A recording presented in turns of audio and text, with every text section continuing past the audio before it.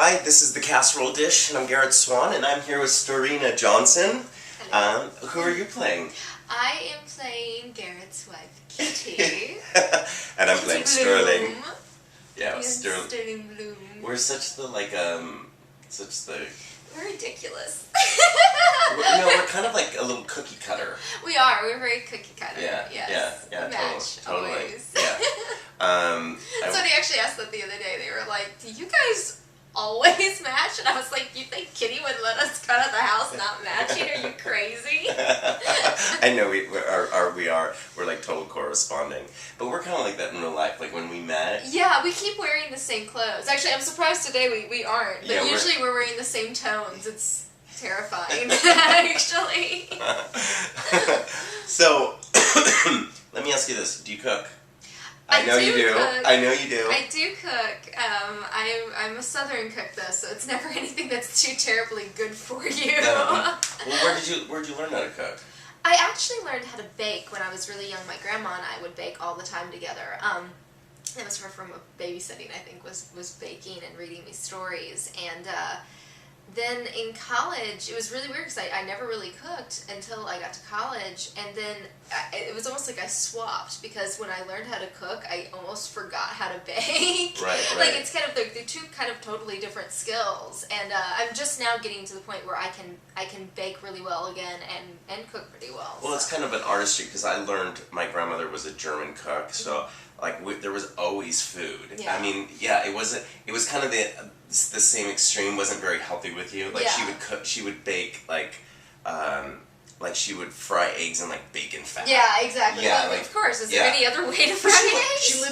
She lived to be, I think she was 90. Yeah. I mean, it's crazy. Yeah. I mean, you think I think it's her. I mean, I think it's a genetic thing as well, But like cooking just seems to be like a I don't know. It's when I'm in the kitchen, like I'm totally.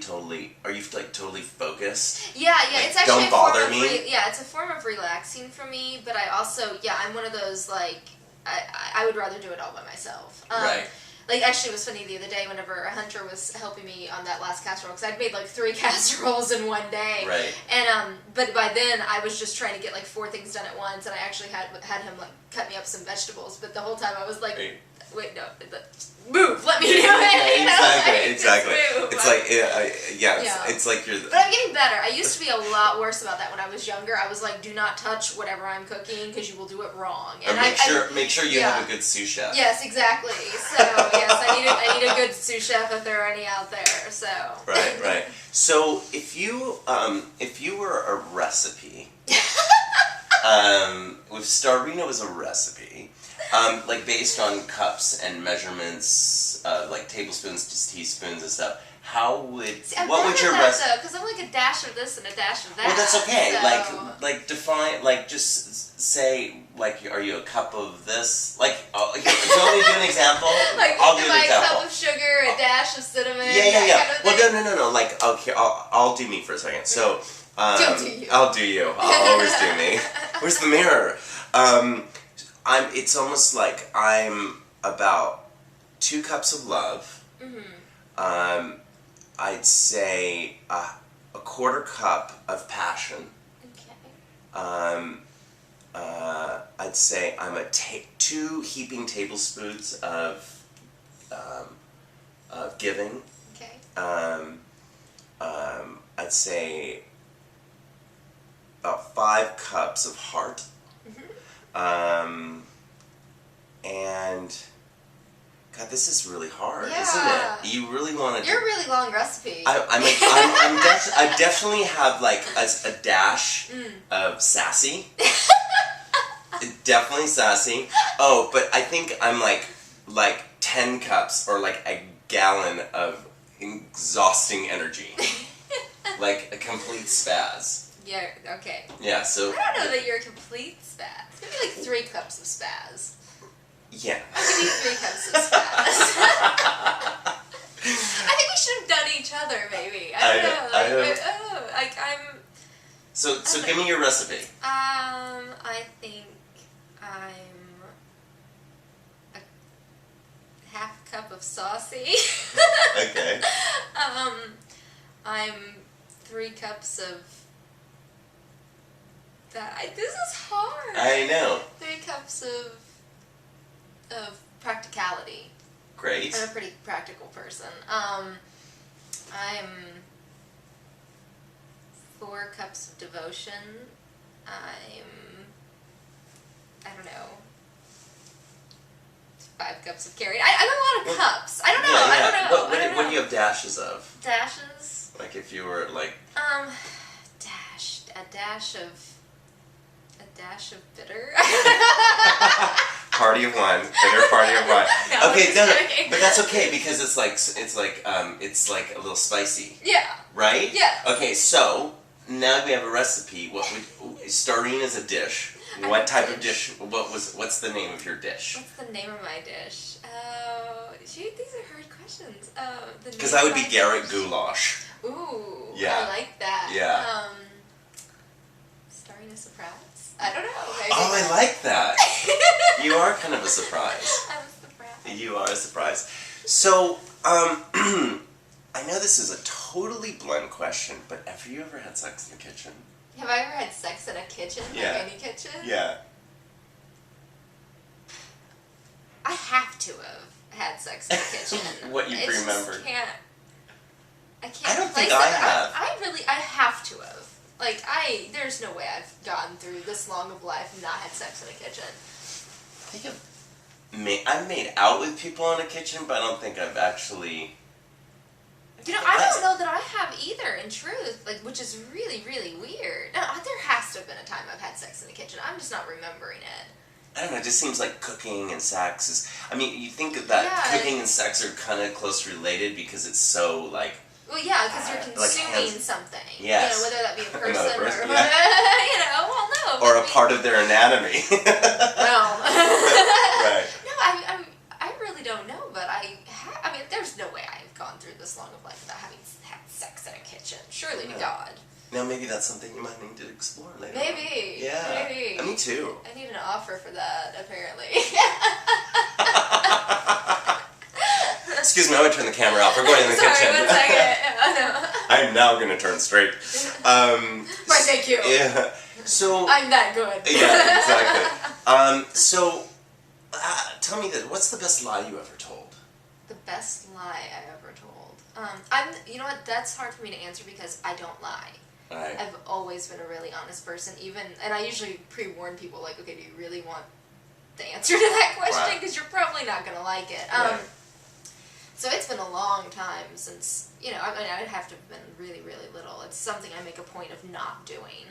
But in your adult life, I mean, do you feel somewhat shameful or regretful that you do that, or do you... Did I tell the truth a lot? Well, no. That if you did, so you're pretty to the point. Yeah, I'm pretty to the point. I think that for me, like, lying is a snowball effect, and you hurt everyone around you when you lie. You know, even like little lies, like, no, you don't look fat in that. You know, I mean, those are still hurtful on some level, and I think that people may not appreciate you being truthful at the time, but I think that they, in time, appreciate people who are truthful. Right. Or maybe I'm wrong and everyone hates me because I don't shut up when it comes to things like that. Right, because I tend to think that, I mean, I hate lying. I have the hugest guilt complex. Yeah. Like, See, mine's not a matter of, like, guilt, but mine's just a matter of, again, I'm a pretty practical person, and lying is a very impractical thing to do. You know, I mean, it doesn't do anything but cause you to have to lie in the future, kind of a thing. So. Right. Cool. Good girl. Good girl. You're a good girl. You're such a good girl. What do you think right now? What do you think is wrong with relationships today? I think that today people... marriages too. I'm including marriages. No, well, I think that... I think a problem that has always existed and will always exist and is communication. But it's weird because we're in a society now that's very technological. And so communication has turned into this form. Like, I joked around on my Facebook a few weeks ago and I said, you know, I kind of miss the days of twirling my fingers around a phone cord and talking all night long. Right. And I think as practical as I am, there's something. There's a connection that's missing now, because now you type everything out, People and communicate. people have whole entire relationships based on text messages and social media. And it's when they get together they just have sex, but their relationship is based on just typing. Right. And and there's this whole romantic notion of like when people would write love letters and things like that, but even that was a physical act. You were actually writing and you were sending a letter. Like, it doesn't take 2 seconds to type a text message or something of that nature. Right. And I think, and maybe this is the feminine side of me coming out, but there's something about that connection of somebody taking the time and making a point of doing something as simple as making a phone call to hear somebody's voice. Well, yeah, I think people rush it. My issue is that people rush into relationships too quickly. I'm totally guilty of that. Oh yeah. And I'm as well. And I can't tell you how many times I've gotten involved with somebody and a couple months later been like, wow, you're so not who I thought you were, when I was like, well, I didn't really know you that well to begin with. What was I thinking? Right. And because everybody for the first couple months, somebody puts on a little bit of front. Of course. And I mean, even me, as honest as I am, everybody's got their good days and their bad days, but when you're first meeting somebody, you always try to put the good days ahead of the bad days. Right. And so, yeah, I agree. I do think that people also rush into things. I think there is also a level of accepting who you've chosen to be with, and accepting and making compromises, and well, when you're in a relationship with somebody, you're not just dealing with them. You're not just dealing with the good person. You're dealing with their bad days as well. And so if you can't deal with somebody's bad days, then you really can't deal with the person. But just be loving and supportive, right? Yeah. Well, we were talking about this the other night. It was really interesting because we started talking about how people don't really talk about their goals anymore. Like what a person wants out of life.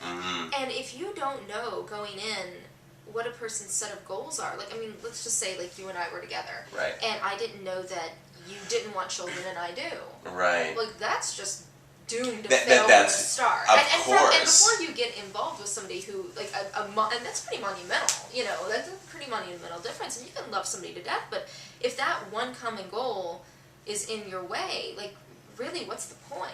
Right. I mean, if that's something that you truly desire, surely to God there's somebody out there that wants the same thing as you do, that you're compatible with, Right.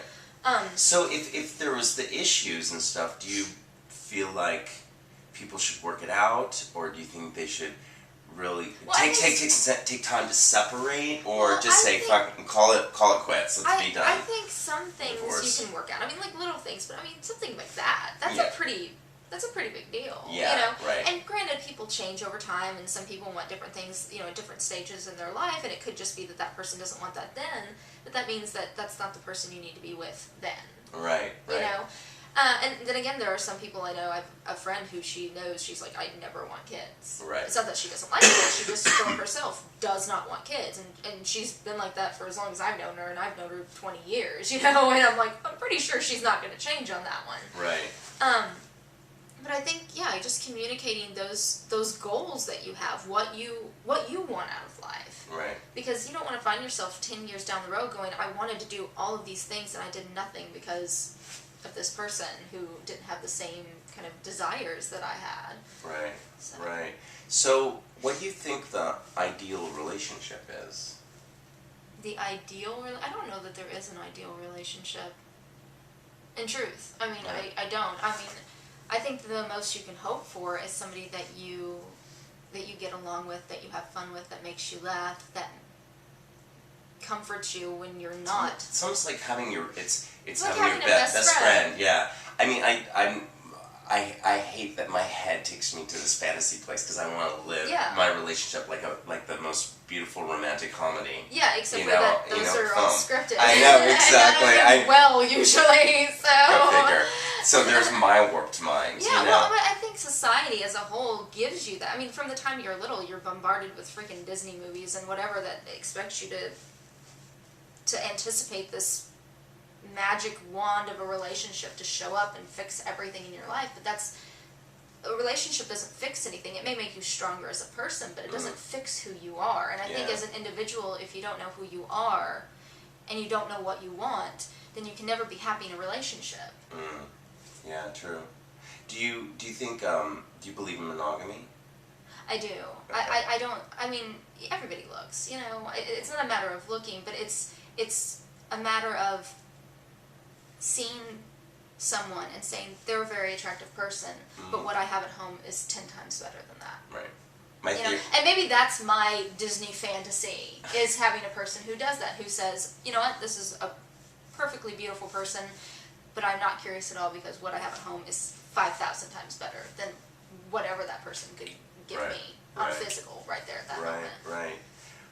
What was I thinking? I always... And also, that's another thing to do with communication, though, because if somebody's not doing something for you, you know, and you're not comfortable enough with them and secure enough with yourself and in the relationship to tell them, hey, I'm needing a little extra of whatever, then that's kind of your problem, you know? And going out and screwing around with other people, that's not going to solve that about you, that you're not communicating your needs to, you know, your significant other. Because I think there should be, like, I think to put, like, I always feel like we should be attractive for our other partner. Like, that's part of the, like, the giving and taking.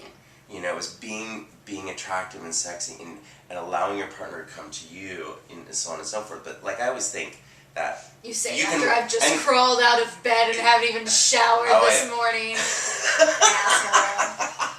So, but the, also, but, like, because you can I've said this before, is you can window shop all you want. It doesn't mean you have to buy it or try it on. Yeah, exactly. You know?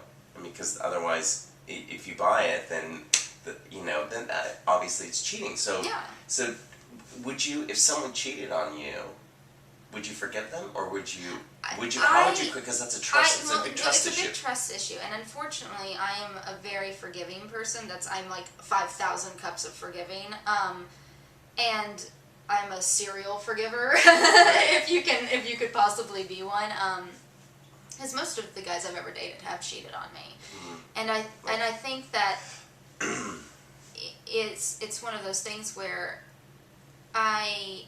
I'm really good at putting myself in other people's shoes, which means that because of that, I am a very forgiving person. But it's actually something I'm trying to get to not be as forgiving, if that makes any sense. Of course. You know, it's knowing myself and knowing that, and it's not that I could never trust the person again. It's just that I think that what happens is once you cheat on somebody, you never trust yourself again. Right.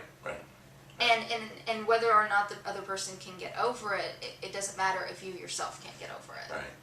Well, because I know a lot of people who are in relationships and then they bring in a third partner, and it's that odd number, like my grandma always said, like, threes are the devil, because it's you a can't hard have fine three line. people. There's a fine line in the three. But even if it's 4, or if it's an orgy or whatever, you know, but it kind of you kind of think, is this really damaging to a person? There's a fine line, because sometimes our bodies are like, you know, we're temples, we're vessels, you know? I think, and I mean, I've never been in that situation, but I think that what ends up happening is, in the moment, it's physical, and it feels good, and the mental is what happens afterwards. And the mental is what'll screw you up. Yes, right. You know, because as a society, especially Americans, have a tendency to be very not as free with their bodies. Right, you know? And it's gotten better, I think, through the years. It's but very it's rigid and very hidden, yeah. You know, it's not like, you know... Okay, well, I'm taking off my shirt right now. I'm going to leave mine on, sorry. Okay. But I think, you know, like, I mean, you go to, you know, foreign countries and some people just talk openly, oh, you know, he was my lover, you know, and that's just, it's so easy to say. Yeah. But here, there's a connotation that comes with that, and it's for some reason it's dirty, and it's not at all. But even though as much as you may know that, I think in the back of your heads it's programmed in that you're not supposed to do that here, especially in America. Right. And there's this taboo with it, you know. Yeah, of course. So I like I said, I think it's not the physical that messes you up; it's the mental. Right. So if you were in a relationship with somebody and you felt... You know how long it's been since I've been in a relationship with somebody, but let's just I might not be the best person to ask these questions I know, to. but hypothetically, if you were in a relationship with somebody and you met somebody else that you fell madly in love with, would you, and you had like your your whole, it's like your body's consumed with this new person in your life. Would you leave that other person for the new person? But that's the thing, that, I mean, to be consumed with the idea of somebody is different than, I mean, that's lust. That's not love, you know? And, you know, give it a couple months. I mean, I guarantee you, excuse me, that anyone here, I guarantee you, that anyone you have that kind of animal attraction to, like, seriously, give it a couple months, that will go away. Yeah. Because then you'll start seeing the real person, and you'll be like, I'm not as magnetic to that person as I thought I was. Right. Because again, like I said, the more you get to know, at least I find, the longer I know somebody, the more I get to know them. Usually, the more I'm like, I'm not as hot and bothered by you as I thought you were. Right. You know, as I thought I was. Which is kind of weird, I guess. You know, because I mean, you want to find that person that you every day you love more and more and more, and every day the reason that you know, you find more reasons to love them. You don't want to be with the person who every day you find more and more reasons to get out of Dodge, you know what I mean? Right. And I think that, again, it just comes with time and taking the time to actually get to know the people before you just jump into a relationship with them. Good answer. I like that. If you were a type of liquor, beer, wine, hard liquor, what would you think? What would Starina? You know what? I used to be. I think I've changed a lot. Like I used to be like a 151 girl, well, like straight up shots at 151, and I'm more of a wine girl now. Okay. I think. Right. Which is a very odd progression if you think about it. Like I somehow went from 151 to like whiskey to like wine now. Right. I'm a wine girl now. I would say that it was vodka, like a really vodka. fine vodka. I could see you as a vodka. Maybe a gin. No, I would be a martini. That's what I was saying. But a little dirty. Yeah, a little dirty. Yeah. You're a little dirty. You are a good disher. Oh, I get to kiss you again. This is Starina Johnson. I'm Garrett Swann. This is the Casserole Dish. Bye. That was awesome.